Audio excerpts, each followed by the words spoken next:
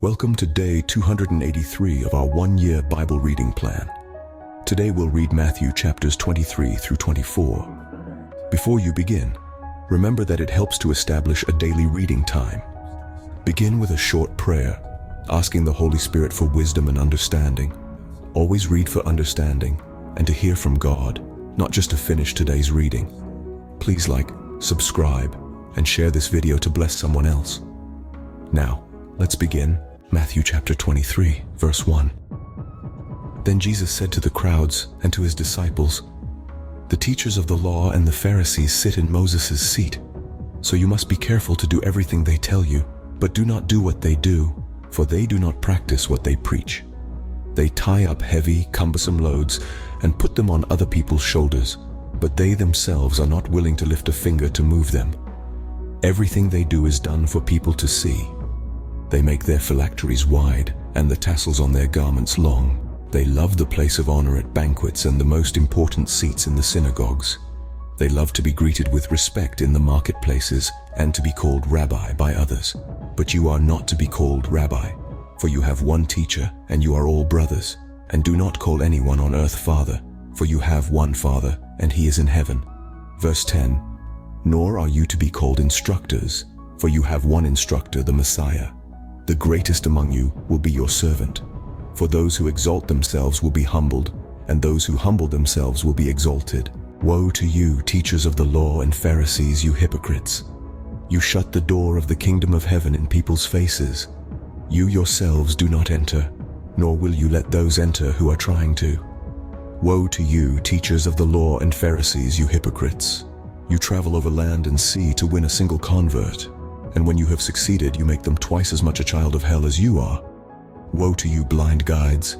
You say, 'If anyone swears by the temple, it means nothing, but anyone who swears by the gold of the temple is bound by that oath.' You blind fools! Which is greater, the gold or the temple that makes the gold sacred? You also say, 'If anyone swears by the altar, it means nothing, but anyone who swears by the gift on the altar is bound by that oath.' You blind men! Which is greater, the gift or the altar that makes the gift sacred?" Verse 20.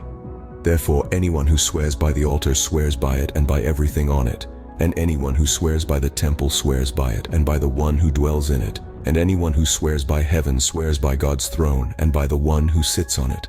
Woe to you, teachers of the law and Pharisees, you hypocrites!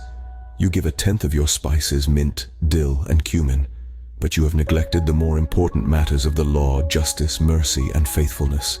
You should have practiced the latter without neglecting the former. You blind guides! You strain out a gnat but swallow a camel. Woe to you, teachers of the law and Pharisees, you hypocrites! You clean the outside of the cup and dish, but inside they are full of greed and self-indulgence. Blind Pharisee, first clean the inside of the cup and dish, and then the outside also will be clean. Woe to you, teachers of the law and Pharisees, you hypocrites! You are like whitewashed tombs, which look beautiful on the outside, but on the inside are full of the bones of the dead and everything unclean. In the same way, on the outside, you appear to people as righteous, but on the inside, you are full of hypocrisy and wickedness. Woe to you, teachers of the law and Pharisees, you hypocrites! You build tombs for the prophets and decorate the graves of the righteous." Verse 30. "And you say, 'If we had lived in the days of our ancestors, we would not have taken part with them in shedding the blood of the prophets.' So you testify against yourselves that you are the descendants of those who murdered the prophets. Go ahead then and complete what your ancestors started. You snakes! You brood of vipers! How will you escape being condemned to hell?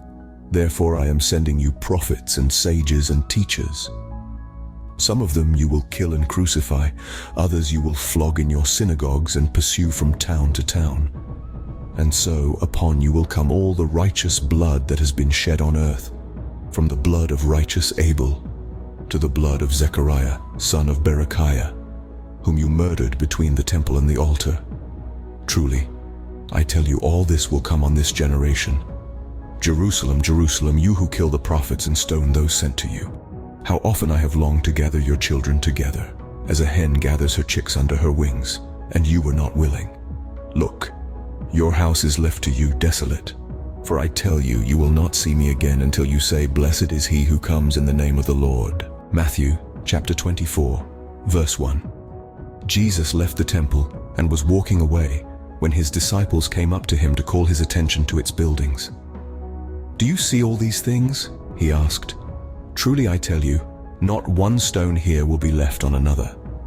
Everyone will be thrown down." As Jesus was sitting on the Mount of Olives, the disciples came to him privately. "Tell us," they said, "when will this happen, and what will be the sign of your coming and of the end of the age?" Jesus answered, "Watch out that no one deceives you, for many will come in my name, claiming, 'I am the Messiah,' and will deceive many. You will hear of wars and rumors of wars, but see to it that you are not alarmed. Such things must happen, but the end is still to come. Nation will rise against nation, and kingdom against kingdom. There will be famines and earthquakes in various places. All these are the beginning of birth pains. Then you will be handed over to be persecuted and put to death, and you will be hated by all nations because of me." Verse 10. "At that time many will turn away from the faith and will betray and hate each other, and many false prophets will appear and deceive many people. Because of the increase of wickedness, the love of most will grow cold, but the one who stands firm to the end will be saved. And this gospel of the kingdom will be preached in the whole world as a testimony to all nations, and then the end will come. So when you see standing in the holy place the abomination that causes desolation, spoken of through the prophet Daniel, let the reader understand. Then let those who are in Judea flee to the mountains. Let no one on the housetop go down to take anything out of the house. Let no one in the field go back to get their cloak. How dreadful it will be in those days for pregnant women and nursing mothers." Verse 20.